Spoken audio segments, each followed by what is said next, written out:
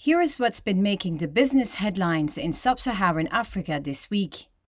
South African coal miner Exxaro said on Friday it expects its half-year profit to fall by as much as 37%, mainly due to weaker prices of the fossil fuel and rail logistic problems.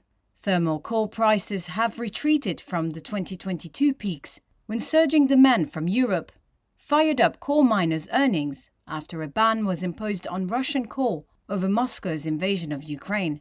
Uganda's President Yoweri Museveni denounced the World Bank's decision to suspend new funding in response to a harsh anti-LGBTQ law and vowed to find alternative sources of credit. The World Bank said on Tuesday that the law, which imposes the death penalty for certain same-sex acts, contradicted its values and that it would pause new funding until it could test measures to prevent discrimination in projects it finances. South Africa's mining output has fallen further below pre-pandemic levels due to the persistent electricity outages and rail disruptions, industry data showed on Monday, threatening dividend payouts to investors. South Africa is the world's largest producer of platinum and chrome and a leading producer of gold and diamonds. But the industry has been shrinking for years as ore grades decline and output was disrupted in 2020. Malawi's sales of tobacco increased to roughly $282 million in the latest season, up from $182 million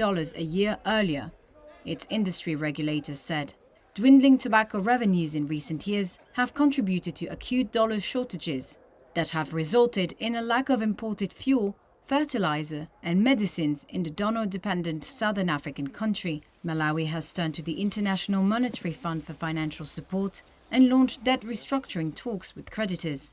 And finally, above-average rain in most of Ivory Coast's main cocoa growing regions last week helped the October to March main crop to strengthen, farmers said, adding there were plenty of pods on trees. The world's top cocoa producer is in its rainy season, which runs officially from April to mid-November. Farmers said the harvest of the main crop would start slowly in September and gradually increase in October before ending in January. However, they added that abundant rains in September could trigger cocoa disease.